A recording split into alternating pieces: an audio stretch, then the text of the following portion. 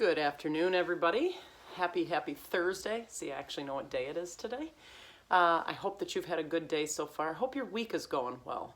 As I keep watching the news and stuff, it seems like numbers are starting to maybe go down a little bit, or at least they seem like we're getting to the point where we're going to get over the top of that hill. Kind of feel like it is like when you go to Cedar Point and you just keep creeping up to the top of the hill before it is that you go down and almost pass out because you're screaming and yelling so loud. So kind of feel like we're getting there.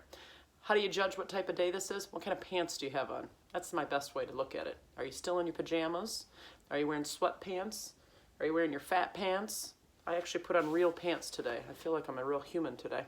So anyway, today, I don't really know. I don't really have much to share other than I'm kind of excited about next week and finally maybe getting to see some of you, even though if it's not face-to-face, real face, but at least a little bit on Zoom here and there each week. I'm looking forward to that. I'm looking forward to seeing everybody, maybe kind of some semblance of normalcy, but I know that it's not really. So thought we'd do something a little bit different today.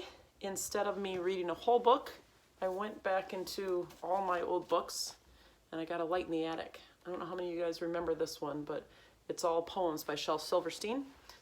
And I like it. So I just chose a few of mine that I like. Some won't be too incredibly long. So I thought I'd read them. Some of them are just goofy. Some of them have inner meanings like most things do. Oh, again, these glasses are so dirty. Okay. So the first one right here, it's called How Many, How Much. How many slams in an old screen door depends on how loud you shut it. How many slices in a bread depends on how thin you cut it. How much good inside a day depends on how good you live 'em. How much love inside a friend depends on how much you give 'em. I liked that one. So this one's called Something Missing.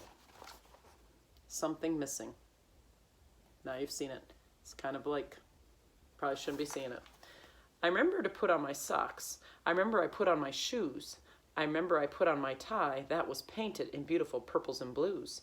I remembered I put on my coat to look perfectly grand at the dance. Yet I feel there is something I may have forgot. What is it? What is it? Yes, I know you're all saying in your mind. His pants. Yes, his pants. All right. Here we go. Bear in there. I'll move up because it's a good picture. There we go. There's a polar bear in our Frigidaire. He likes it 'cause it's cold in there. With his seat in the meat and his face in the fish, with his big hairy paws in a buttery dish. He's nibbling the noodles, he's munching the rice, he's slurping the soda, he's licking the ice. And he lets out a roar if you open the door, and it gives me a scare to know he's in there, that polar bear in our Frigidaire. All right. The next one's called Tired, which I'm betting all of you just tend to be like tired of all this corona quarantine stuff. All right, I've been working so hard you just wouldn't believe, and I'm tired. There's so little time, so much to achieve, and I'm tired.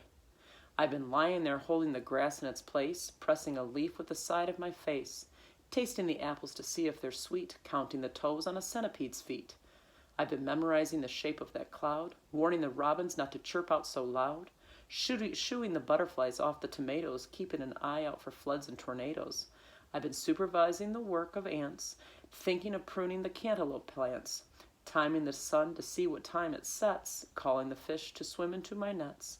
I've taken 12,041 breaths, and I'm tired. Oh, this is called What If. Last night, while I lay there thinking here, the what-ifs crawled inside my ear and pranced and partied all night long and sang their same old what-if song. What if I'm dumb in school? What if they've closed the swimming pool? What if I get beat up? What if there's poison in my cup? What if I start to cry? What if I get sick and die? What if I flunk that test? What if green hair grows on my chest? What if nobody likes me? What if a bolt of lightning strikes me? What if I don't grow taller? What if my head starts getting smaller? What if the fish won't bite? What if the wind tears up my kite?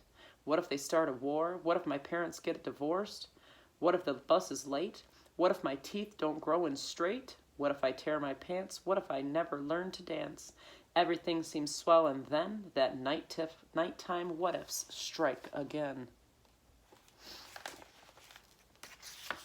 All right. The Toad and the Kangaroo. Said the toad to the kangaroo, I can hop, and so can you. So if we marry, we'll have a child who can jump a mountain or hop a mile.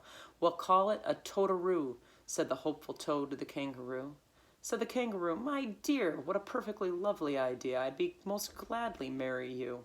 But as for having a toadaroo, I'd rather we called it a kangaroo, said the kangaroo to the frowning toad. So they argued but couldn't agree on a rangatoo or a kangaree, and finally the toad said, I don't give a dang. If it's a rudacode or a totacang, I really don't feel like marrying you. Fine with me, said the kangaroo. And the toad had no more to say, and the kangaroo just hopped away, and they never married or had a child that would jump a mountain or hop a mile. What a loss, what a shame, just 'cause they couldn't agree on a name. And my last one, and this one I will say, well, I'll say it after I'm done. Okay, it's called Almost Perfect. Almost perfect, but not quite. Those are the words of Mary Hume at her 7th birthday party. Looking round the ribbon room, this tablecloth is pink, not white. Almost perfect, but not quite. Almost perfect, but not quite. Those are the words of grown-up Mary, talking to her handsome beau, that one she wasn't going to marry. Squeezes me a bit too tight. Almost perfect, but not quite. Almost perfect, but not quite. Those are the words of old Miss Hume, teaching in the 7th grade, grading papers in the gloom, late at night up in her room. They never crossed their T's just right. Almost perfect, but not quite. 98 the day she died, complaining about the spotless floor. People shook their heads and sighed, guess she'll like heaven more. Up went her soul on feathered wings, out the door, up out of sight. Another voice from heaven came, almost perfect, but not quite. So I like those little poems. Maybe it's not quite a book today, but I wasn't feeling the book today. So I don't know about you guys, but I'm thinking I might still continue doing these, even after it is we do start our distance learning. I think I'm still going to go ahead and read to you each night. We'll let that go for a while. I've got to go ahead and find some more books and such to read. But yeah, so I hope you have a wonderful night. And don't look for the almost perfect. Let it be a good one. Don't find the bad and stuff. Find what's good going on right now. All right? Enjoy your evening. Love you guys to pieces, and we'll talk to you soon. Bye-bye.